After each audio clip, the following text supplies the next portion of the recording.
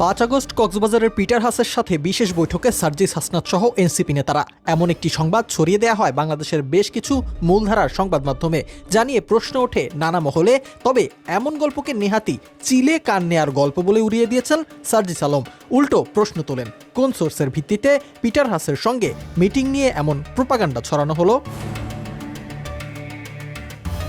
এর আগে কক্সবাজারে একটি হোটেলে ঢাকায় নিযুক্ত সাবেক মার্কিন রাষ্ট্রদূত পিটার হাসের সঙ্গে বৈঠক করছেন জাতীয় নাগরিক পার্টির নেতারা, এমন একটি খবর গণমাধ্যমের সামনে আসে।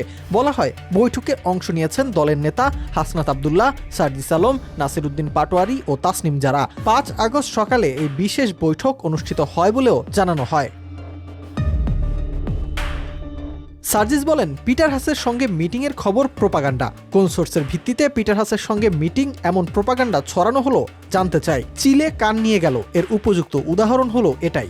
দলের আরেক নেতা নাসির উদ্দিন পাটোয়ারি বলেন, পিটার হাসের সঙ্গে আমাদের কোনো মিটিং হয়নি, পুরোটাই গুজব ও প্রোপাগান্ডা। হোটেলে চেক ইন করে এমন নিউজ দেখলাম।